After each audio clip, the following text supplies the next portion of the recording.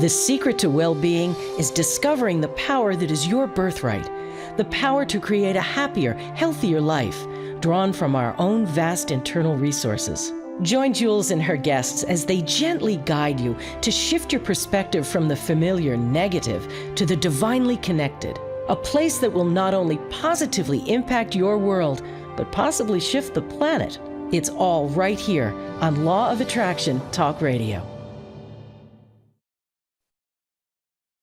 Well, welcome to Law of Attraction Talk Radio. I'm Jules from beautiful Southern California, and I'm so glad you could be with me. You know, tonight I have got one of my favorite of all-time guests on the show. Dr. Joe Vitale is going to be with us. And, you know, I kind of want to talk about a subject that brings us down to being human once again. Human. And the reason why we're on the planet. You know, Joe is considered to be a law of attraction guru. Of course. He knows how to manifest. He really does. He does a great job. And the same goes for me. I've manifested terrific things in my life, and I'm thrilled about them. But the whole thing is, Dr. Joe's still human, and he still has the emotions. And those emotions are so vital to him understanding the purpose of his life. The same goes for me. I have emotions, and many people have seen those emotions. And should I apologize? No, I can't apologize for being human. I just can't. The truth of the matter is, we are all learning. No matter who you consider a guru or not, we're all learning in this school called life. We're going to make a lot of mistakes, and we're going to make a lot of successes too.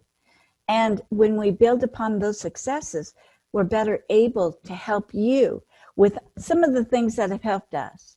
Doesn't mean we have all the answers in the world. We don't.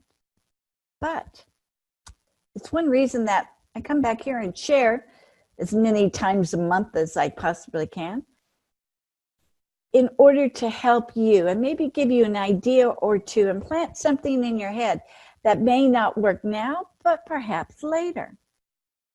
It's all that what you are seeing and recognizing is the humanness in me and the humanness in you and the humanness of Dr. Joe Vitale. We're not special. We're just humans trying to learn more and more and more. And with every adventure, there's a whole new platform to learn. It's so exciting. So come with us on this journey, especially with tonight's show, because hopefully you're going to hear a lot of things that might help you to navigate your course in life as well. The biggest thing is, don't ever be disappointed in you in having emotions. You're allowed. That's why you came here in the first place, to learn. Great. Okay, well, let's take a fast break, and we'll be returning right after these short messages with Dr. Joe Vitale.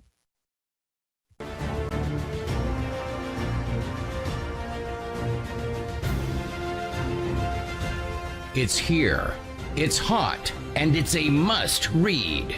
It's the science behind the Law of Attraction magazine. Every issue brings you great articles and in-depth how-tos from all your favorite Law of Attraction experts, authors, scientists, and medical professionals. Go to lawofattractionmagazine.net. That's lawofattractionmagazine.net. Did you know that every human uses only a small portion of their powerful mind? Jules Johnson, international certified hypnotherapist, wants to introduce you to your powerful mind in order to create your dream life. In as little as one session, Jules guides you into releasing limiting beliefs that keep you from achieving wealth, health, better relationships, and even true love. Schedule a session in Palm Springs or set up a Skype video session for those nationally and internationally. Jules would love to serve as your guide into living your dreams. Go to creativeguidedimagery.com or call 951-201-2166. That's creativeguidedimagery.com. Well, welcome back, Dr. Joe Vitale, my favorite of all-time guests. I just love it when you're on. Thank you. I can't imagine for a moment I'm your favorite. You talk to way too many people. I'm going to be down at the bottom of the list, not the top. Oh, no, you're at the top because you know why? Because you're the real McCoy. You're the real thing. You're not pretentious. You're the real person. And I just so respect that. Thank you. I don't even know what to say at that point, but thank you. Well, I'm just thrilled to have you on today. And we've got some deep subjects to cover. It has to do with this day and time that everybody's going through stuff. You have gone through a difficult year. I've gone through it. I mean, really, it's out there in the ethers. Where do we start, Joe? You know, I wrote a song way back, I think it was in 2012, that said, everybody's going through something. And we made a video of it. It's on YouTube, and it became very popular. I had no idea just how much we're all going through. This year for me has been the worst year maybe of my entire life. Certainly the worst year since the 1980s, certainly the worst year since when I was homeless and in poverty, but for different reasons. And then as I talk to people, just like you just mentioned, this has been a difficult time for you.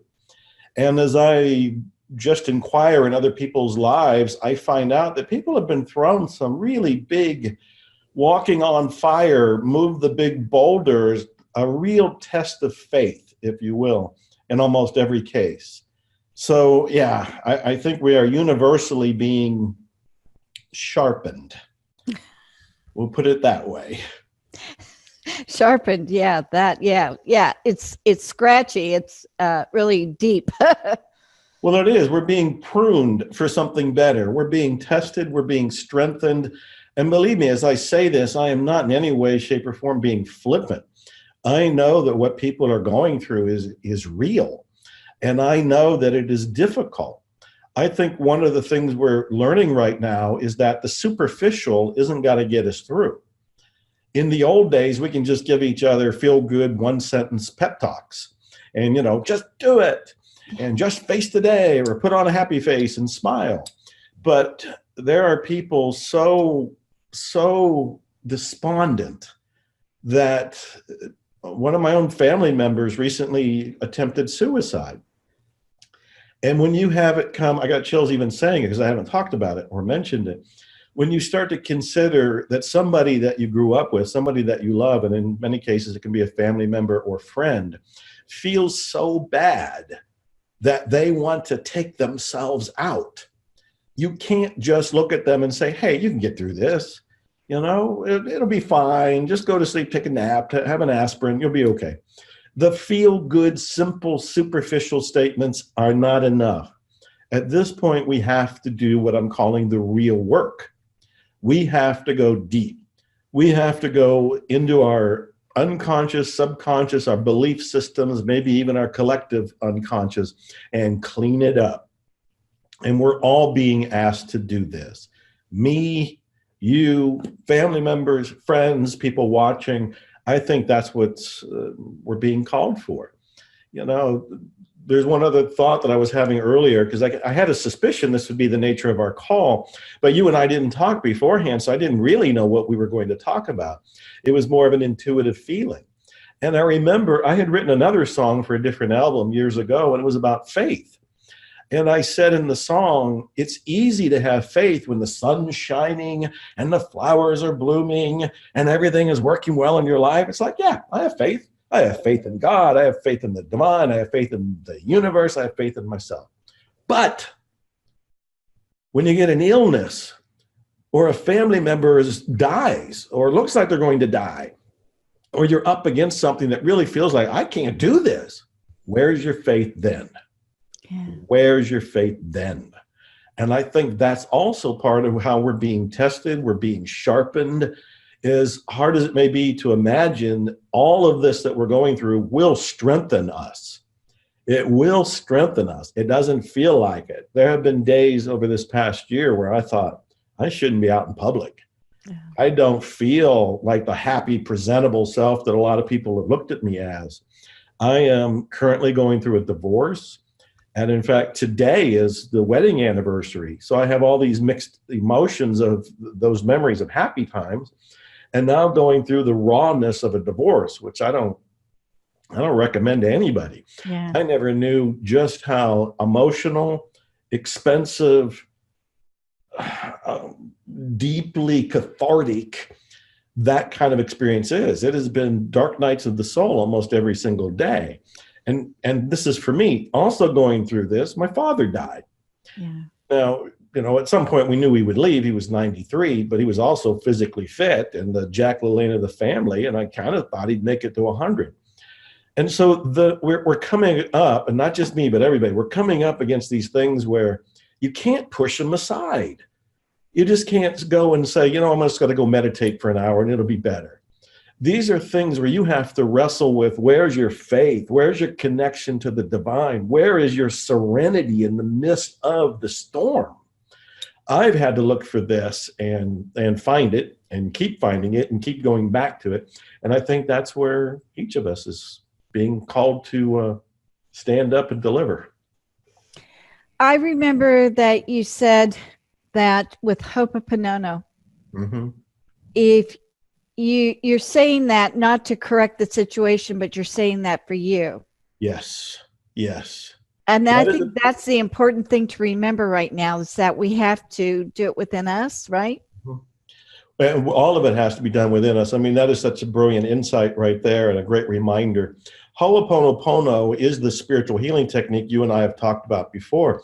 And there's a whole movement behind it. But this is where push comes to shove. This is where you really have to understand that what you're doing when you do Ho'oponopono isn't really changing the outer world. It's diluting your own objection to what's going on in your perceptions. So it isn't a matter of trying to end my divorce quickly and amicably and, right now by saying, I love you, I'm sorry, please forgive me, thank you. That's what it's not for that.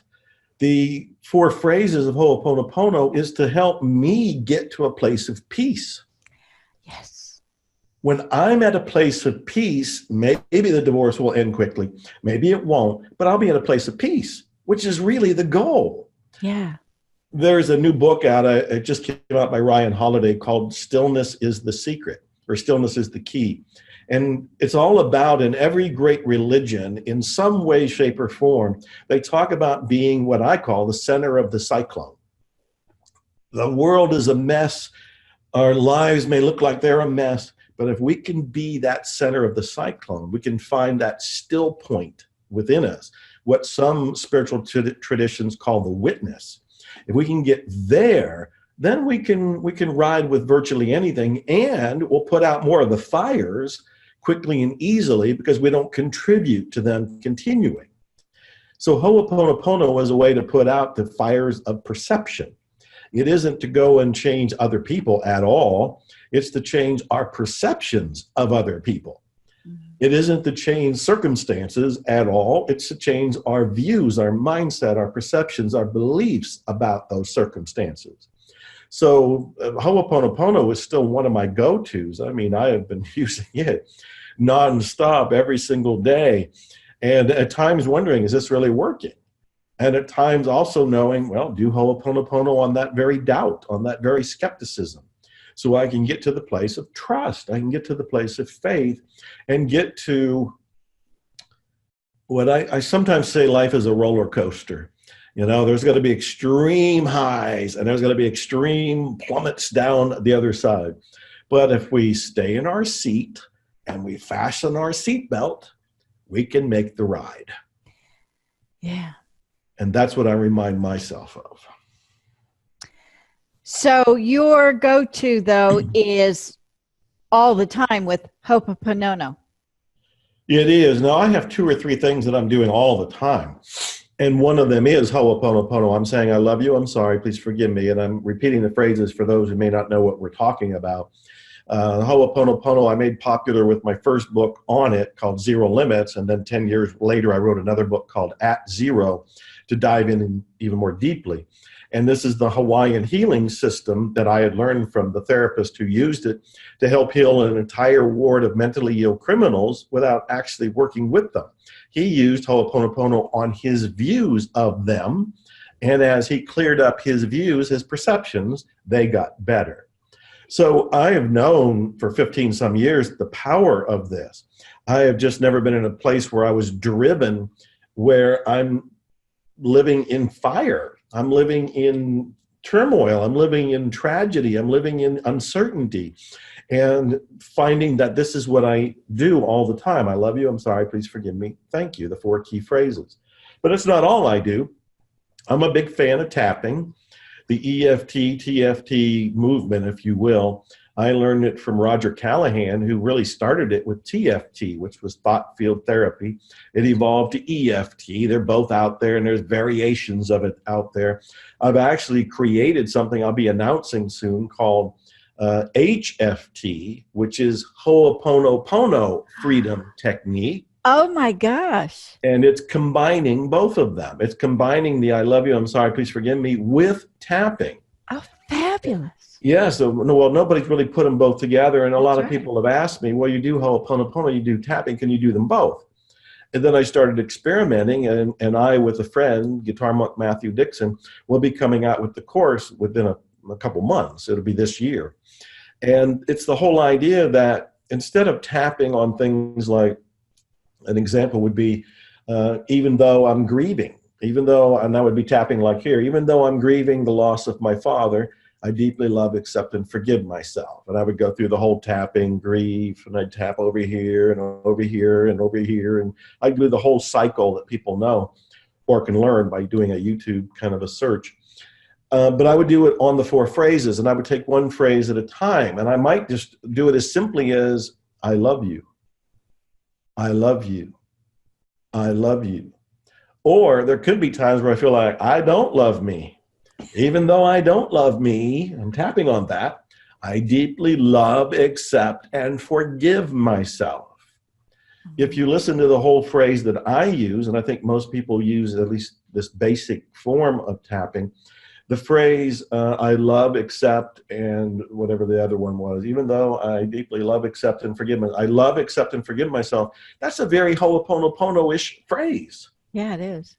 It's got the I love you and please forgive me and I'm sorry and thank you all in it.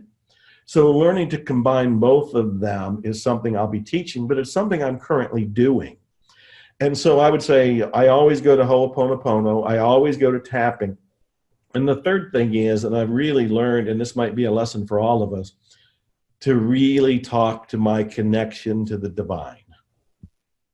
To not treat it as maybe there's a universe or a God or a divine or a, there's different words for this. They say there's 99 names for God.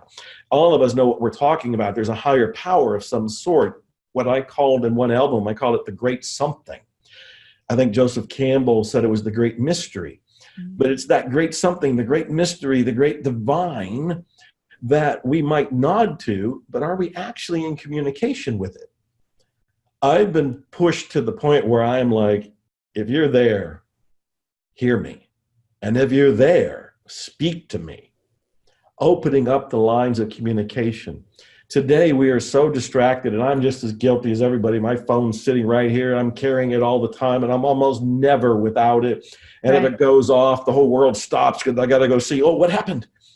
And, we do the social media thing, and I do it too. And at this point, we've got to break from that. I don't think we have to totally just flush that stuff away, but I think we have to actually have that time for meditation, for communication, for reception. I often talk about being inspired. I love being inspired. You get an idea for a product or service, or in my case, a book, and I get inspired. I'm all fired up and I can't wait to go write it. But you don't get inspired if the lines of receiving that communication are offline. If we're busy doing something on the internet or, whatever it happens to be, television or something else, if we're being distracted, we don't receive anything and we can't request anything. So I have found that it's crucial, it may be life and death even, for us to make time to receive and to request from the great something, from the universal unknown. Those are, yeah, go ahead. So you're saying that it's time for us to get upfront and personal with that higher source of energy. We can't just think it's a one-way thing. We have to turn around and listen.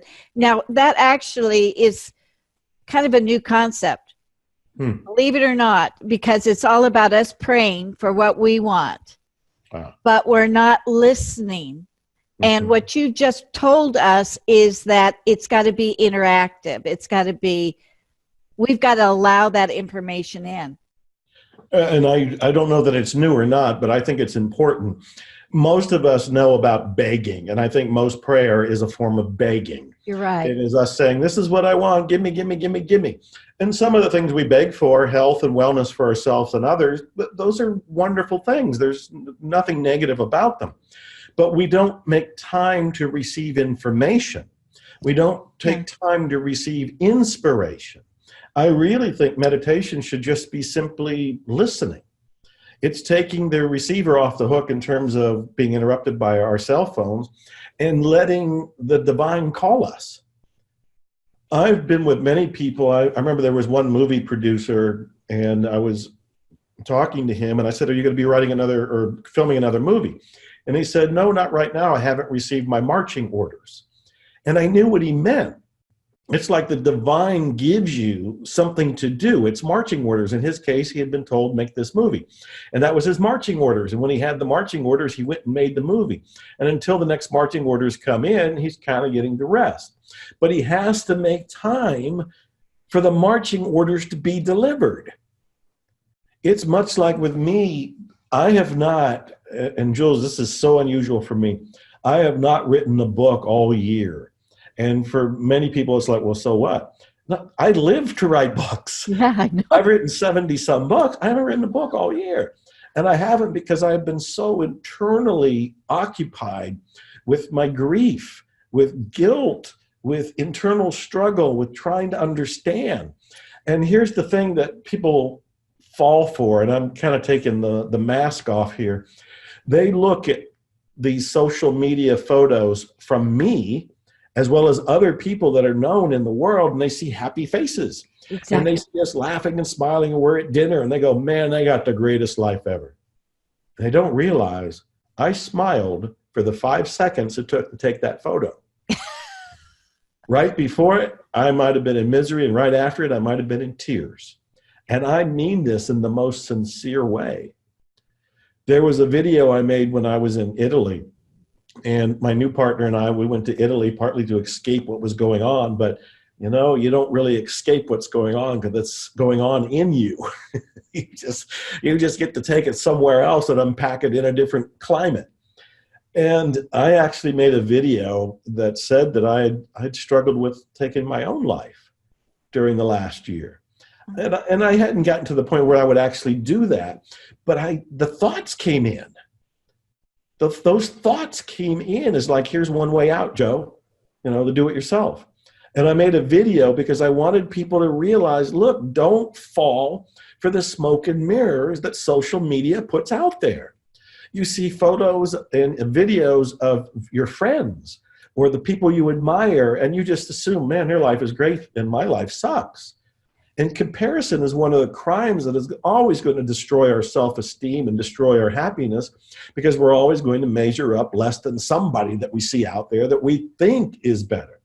And I had made that video, and I'm pointing it out now, to say, I'm human, you're human, we're all human. We are going through what's called the human experience. Yeah. Now, what we need to do that people don't always do, like my family member who tried to commit suicide, He didn't do meditation. He didn't reach for counseling. He didn't do the internal work. And in fact, he's the greatest skeptic of my own books. So his mind wasn't in a place where he could actually survive, transform, transcend, and get through that. And in fact, he came close to ending his own life. He did survive that, but now he's going to rebuild from that even worse place. I think for us, what we need to do is, look, we're going through the human experience. It's okay. That's the first thing. It's okay. It's okay to grieve. It's okay to hurt. It's okay to feel sad. What I've learned with I'm grieving the relationship I had for all this time. I'm grieving the loss of my father. I'm grieving the loss. I'm not in my own home. The critters that I've had, they're with the ex. I'm missing all of that. It's okay. Grief is natural. How long you grieve could be in question. If you grieve for years, you probably want to do something about it. But grief itself is natural. So if somebody right now watching this is feeling sad because they've lost something, part of themselves, part of their life, or they're feeling grief, I say be easy with yourself. Yeah. And we need to be easy with each other. We need to be easy with each other. My new partner has gotten sick. She's been ill in a most deathly way for almost 5 months now. 5 months.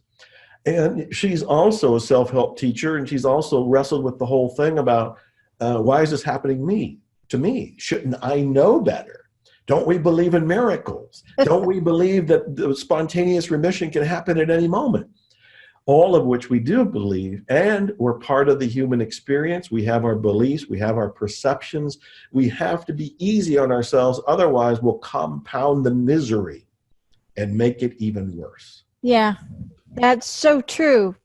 But I keep on thinking that, sometimes you've got to go down in order to experience a new up too. a new book that's going to be blossoming out of this whole thing. Or, there's so many other possibilities out there. And sometimes we get so stuck that we have to get a push. Even though it's so painful, it doesn't feel good at all. Yeah, I totally agree with all of that. There's so many ways to look at this.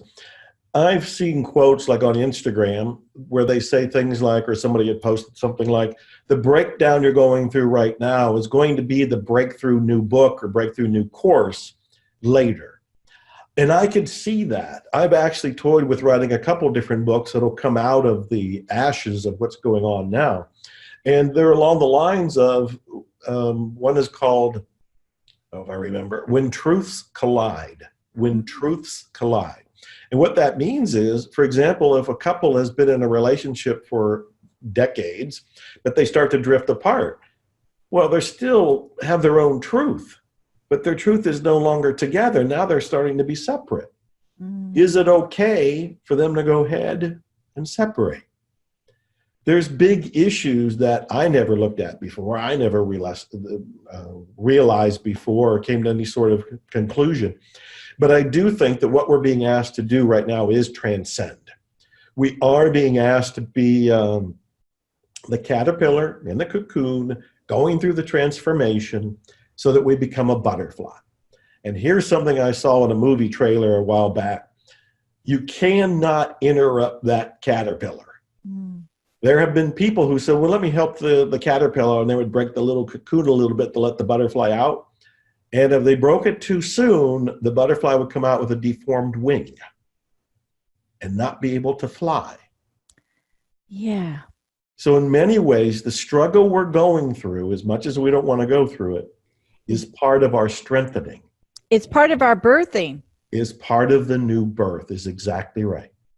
And we have to go through it to have full wings and be able to fly. Yeah. Yeah, I can see that. Makes so much sense, but doggone it. Does it ever end? It keeps on going. You think after you get to a certain age, it starts getting a little easier. That's not true, is it? No, not necessarily true. But this is the other thing we want to remind ourselves. Some of what we're going through is to be expected. Yes. Some of it is the life experience itself. And this is where, one of the philosophy that's helped me the most over the last few months is the Stoicism. And I never really understood Stoicism, but the Stoics never really put down emotions. They wanted you to understand your emotions and not be sucked into emotions like gluttony or even grief, because too long in any of those are going to keep you from fulfilling your mission to actually live life on earth. And the Stoics are big on really facing reality. For example, with my father and my father's dying, he was going to die someday, some point. And whenever he did, I was going to grieve it. Whenever it happened, I'd be sad about it. So on some levels, what we're going through is to be expected. It is part of the life experience. And here's the other thing, Jules, I think is really important, because especially with law of attraction fans or the secret fans, they make a very fundamental mistake.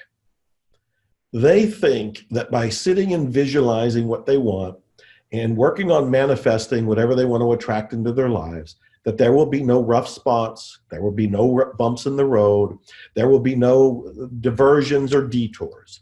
That is a big mistake. When I was training to sing on stage with my band of legends a few years ago, and I studied with Usher, a famous celebrity musician, he had said that you can go ahead and visualize, you can go ahead and affirm, you can go ahead and practice, you can go ahead and do everything you know in your power to give the best performance ever. But on the night of your performance, something will go wrong. He said, knowing something will go wrong will enable you to get through it without being ruffled. If you expect everything to be smooth and you visualize it being smooth, and then the night of the performance, whatever that happens to be that you're trying to attract, it doesn't go smooth. What most people do is they give up. They go, the law of attraction doesn't work. The secret doesn't work. Joe Vitale's all full of it, and blah, blah, blah. They just start to go into skepticism mode.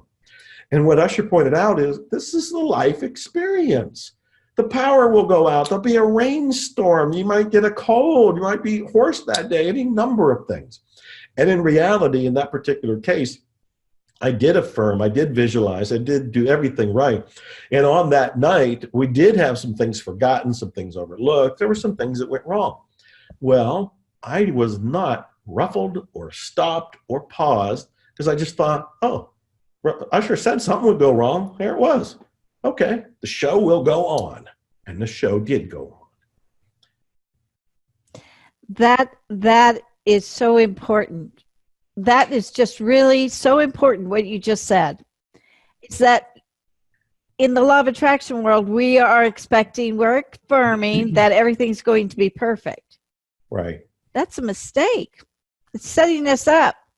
Well, it is a mistake. I think there's a balance in creating reality, and this is where I think the Stoics are actually missing something. The Stoics lived centuries ago, Marcus Aurelius and the gang, so to speak. They focused on what could go wrong in life and how to prepare for it and how to survive it. And that is very useful for us today. But they didn't know about the law of attraction. They didn't know about my work or Wayne Dyer or your show or Dr. Joe Dispenza or the modern physics or quantum. They didn't know any of that.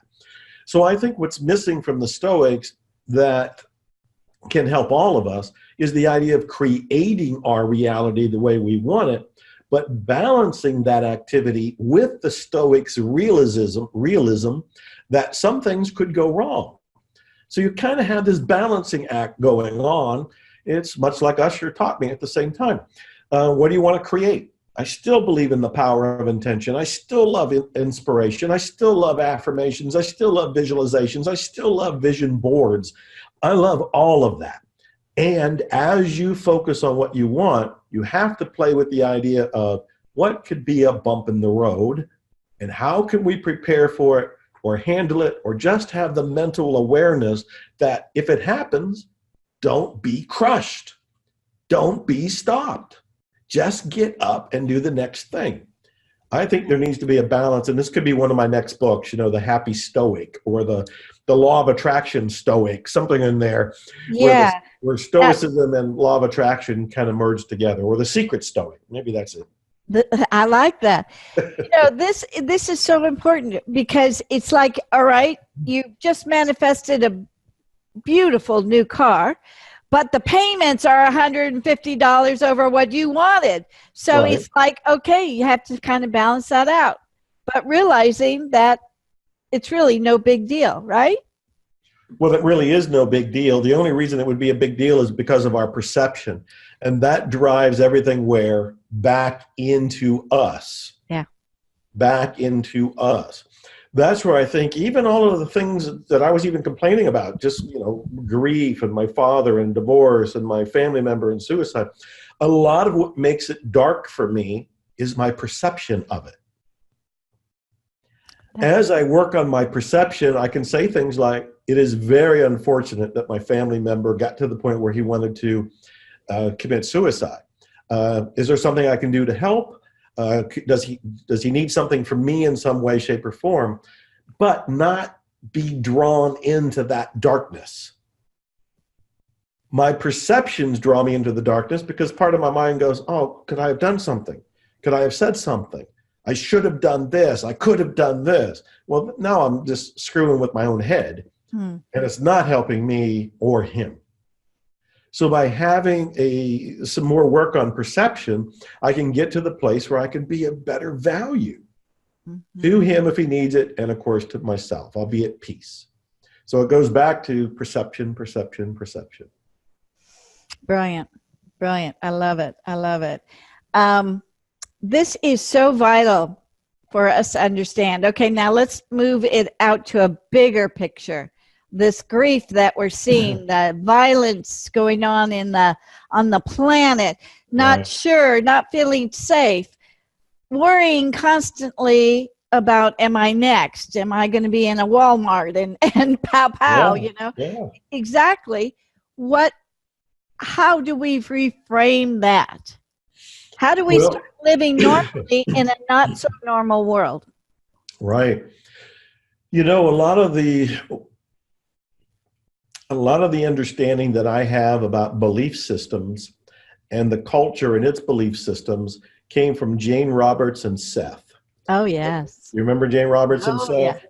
Way back in the 70s, they were kind of the first of the channeled new agey, speak from the other side and get some sort of insights. Abraham today has filled that void. Right. Jerry and Esther Hicks and Abraham are doing it, and I love what they're doing. But way back, and recently I've started to reread some Seth, much like I'm reading Stoicism, I'm also reading Seth to find that balance of creating my reality while also being responsible to a reality that doesn't seem to care what I think, And I'm reading The Nature of Personal Reality, one of the early books by Jane Roberts / Seth. And one of the things that I always got and always remembered is that the culture has beliefs in it that we tend to group together. For example, a lot of people that are concerned about violence are finding themselves with other people concerned about violence in news groups online. It's basic law of attraction without anybody saying law of attraction. For example, my new partner has been going through Lyme disease. And one of the big mistakes, in my opinion, she's made is to go online to Facebook and find other people going through Lyme disease. So what do you find when you go to those places? You find victims. You find people who are all victims of the same disease, and they encourage and reinforce their sad stories about the impossibility of getting healed. So now there is a group consciousness there. And this is just a microcosm. There's a group consciousness about Lyme disease that actually is keeping Lyme disease active. And what's needed is somebody, and she's starting to do this, somebody to come into the group and say, look, there's some ways we can heal this. We can cure this. And there are some people who have done it. We can get out of it. It's the same thing going on. I mean, I don't pay attention to the news, but news reports the violence, like you mentioned, in Walmart or some of the cities that have happened recently or this year, where somebody goes in with a gun and shoots lots of innocent people who are just there to go buy their toilet paper and their lawn chairs. That reaches me as well. The difference for me is I send that love. I don't get into, okay, where's this going to happen next? I don't get into, I better only shop online because I don't have to go in the stores, let Amazon deliver it to me so I don't have to go out. I don't do that. What Seth and Jane Roberts were pointing out is that victim consciousness will grow and expand the more we feed it fear. Yeah. So we have to clip it. We, you, me, and the people that are paying attention to the great work that you do, and hopefully my work as well. We are the ones who have to awaken and say, look, that is happening because of the fear consciousness already out there. We have to disconnect it by shooting love into it. When I talk about the brain and how the brain creates reality, I say the brain responds to intense emotion, which is typically love, hate, or fear. Mm-hmm. Love, hate, and fear. Most of us are focused on hate and fear. Most of the time because it's part of our survival. Our brain is saying, you better pay attention to what's scary because it could kill you. Well, that's going to put you on hyper alert. Yeah. What you want to focus on is love. And I know when you feel like you're standing alone, like you're the only one saying, oh, we need to send love to the victims, we need to send love to the shooter or whoever was involved, boy, it feels like we're alone in the wilderness. But we've got to remember that some of the greatest heroes that spoke for love, like Martin Luther King and Gandhi and Kennedy and some of the others that are out there, those are the role models that we want to live to. I have a quote on the back there. It's the only poster in this new office of mine. I have nothing in here yet. And it's Marcus Aurelius. And I can't read it backwards, but I think it says, stop arguing about what a good man is, be one. And whether it's man or woman, when we're wrestling with how do we be the awakened one in the midst of chaos? I don't know, but be one. Be one. Be one. I love it. I love it. And you're right, because that fear that we have is only growing, and we've got to counteract, especially the ones who know about the law of attraction. It's up to us to say, no, we're not going to go there. It's like we have to take personal responsibility. If we want to change the situation, we can change it. We have to be the light. We have to be the light in the darkness. And believe me, I've struggled with this, especially, I don't want to make this all about me, but the year that I've had with what I'm going through with the guilt and the grief and regret maybe and whatever other emotions here, I still have been traveling around the world. I mean, I spoke in Italy, I spoke in Russia, I spoke in London, I spoke in the Ukraine. I was just in New York. I'm be flying to LA. I'll be going back to Kuwait. I am doing things that put the wounded me, who's still working on himself and trying to hide the inner part of me that's still the butterfly in the cocoon. I am still going out there, and I have to remind myself, you gotta light your fire. You gotta light your torch. You've gotta turn on the light long enough to be on stage, long enough to ignite the lights in everybody watching. And that's what I'm doing with you. In fact, you and I have known each other for a while. We've done our interviews before, and they've been, different kind of energy that I brought to the table. And I thought about that today going, oh boy, I don't know that I can bring the same kind of energy that I brought before. And I thought, I just need to be authentic, and I need to speak my truth, and I need to be the most loving, the most inspired, the most helpful I can be for you and the people watching. Exactly. And that's what everybody needs to do. We need to turn on our inner light and walk around with it on to the best of our ability. Yeah, because that's what's going to change the world. It's Absolutely. Not staying in the pity party. It's letting that go and bringing it out. I reread the book Pollyanna recently. Oh, I read that on your Facebook page. I love that. The book came out in 1913, and it's been made into various movies. And I thought, I wish I had written it. It's a masterpiece, a by God masterpiece. The book is a breeze to read. And people have made fun of Pollyanna, saying, oh, she's just kind of dismissing the harsh reality of life. And I did enough investigation about the author and, of course, read the book to realize that's not what she was doing. Even the author said Pollyanna was very aware of the awfulness at times of life. But she was also aware that if she paused and looked, there was always something good in every moment and in every person. And I remember taking that on, and I'm kind of bringing it up because it's a wonderful technique, if you will, for everybody to consider. In every moment, in every person, there is something good. I admit, sometimes you got to really meditate on it, or on him or her, to find it. But the whole point of the book and the whole point of the author who wrote the book is that it's always there. It's always there. And that is the law of attraction at work. When we find the good and we point it out, then we're expanding that good. And as what we're doing right now is reminding everybody, it's like, hey, here's this little game you can play. It's called the glad game. And all you do is look around and you just find something to be glad about. You can call it, find something to be grateful about if you prefer, or something to be that's good if you prefer. But Pollyanna called it the glad game. And we could all play the glad game. And when we play the glad game, we start to dilute that chaos, that fear, that violence, that disorganized dark energy that's out there in the world. We start to dilute it. And that's what we need to do now more than ever.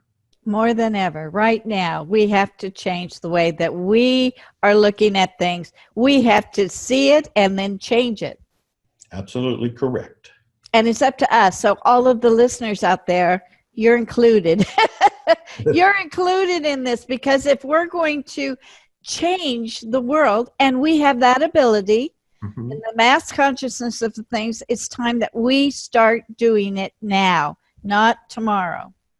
And I want to point out something, because I know when I've said this before, some people will think, oh, that's great for Jules or that's great for Joe Vitale, because they've got a following. They got people that are watching them.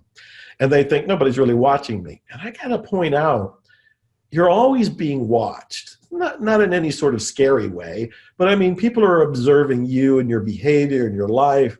And if you start walking around happy and loving, I've often said, if you just take one phrase of Ho'oponopono and just said, I love you over and over and over again, as you went about your life, you would have more of a twinkle in your eye. You would have more of a smile on your face. You'd have more of a serenity and a relaxed body as you went. And people would notice that. And occasionally they might even say, who are you and what do you do? Or they get curious. And here's the other thing. It's going to sound kind of funny, but until my new partner and I moved into this house, which is, we're still moving into it right now, I've been in an apartment for 8 months, and I haven't been in an apartment for 45 years. So this has been another mental adjustment. And one of the highlights of being in the apartment is I can look out through one window and I can see through 2 apartment buildings, and there's a dog park. And in that dog park, there are people who bring their dogs, but one guy and his French bulldog are there 2 or 3 times a week. And it's like my favorite television show. I wait for them to come. I watch them. And he has no idea I'm watching. And he and his dog changed my life. They changed my life. I see them play, and it's more the dog playing than him. I think he's doing it for the dog. But I see the French bulldog. He's running around. He plays with little kids, and he'll chase any other dog that's there. And he's just living to be in the dog park and living to be happy. That man and that dog don't have a clue who I am. They don't even know they're being watched. But I see them almost like watching primetime television. I don't have a television, but it's like watching primetime television. I look out the window through 2 buildings to look at a dog park to see a man and his dog. This is the kind of effect you can have on people. You don't have to know a lot of people. Just the people that you see, which could be the mail person or the grocery checkout person, will suddenly have a spring in their step and they'll feel happier because of you. This is what our duty is. So whether you've got fans of 1 million people or 2 people down the street who know your name, it doesn't matter. This is our chance to make an impact. And we can. Wow. Oh, Joe, that is brilliant. I can't thank you enough. And I've got to be truthful. Today, at this moment, you have helped so many people understand life a little bit better, and you've made their life easier. And for that, I'm so appreciative. Thank you. You're always supportive of me. You always give me a platform to share. Thank you for what you are doing for me and what you're doing for everybody. God, you. I love you. I love your audience. Thank you. Thank you. I love you too. And thank you for being on the show today. Oh, we didn't mention before we go. Joe, you're doing a cruise. Tell the cruise. Oh, yes. Tell the cruise. Well, it's a secret. I'm not supposed to tell anybody. Actually, it's called The Secret Cruise, and I think it's at thesecretcruise.com. And yes, it's going to be at sea. I think we go to the Cayman Islands, as I remember.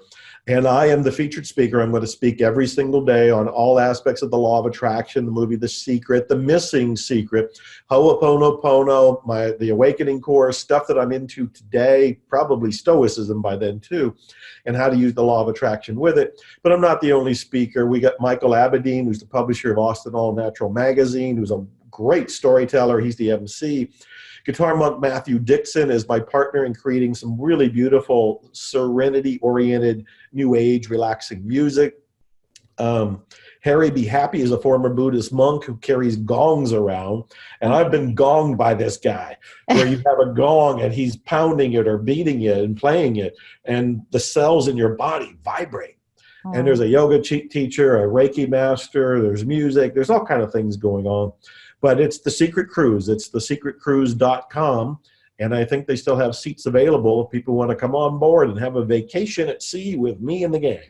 Oh, yes. And I could see that's going to be a good time for all and very uplifting. And you're going to walk off the ship just dancing. Right. Are you going to be singing on the cruise? Oh, you're going to put me on the spot, huh? I don't know. Just bring your guitar, and then you have it. Just bring your guitar. I will bring a guitar. Yeah, okay. I will do that. Have a good time. All right. Thank you so much, my friend. I so appreciate you coming on. Thank you. Thank you so much for joining us. We'll be back next week with another great show from Law of Attraction Talk Radio. If you'd like to comment on tonight's show, send an email to jules@loaradionetwork.com and have a great week.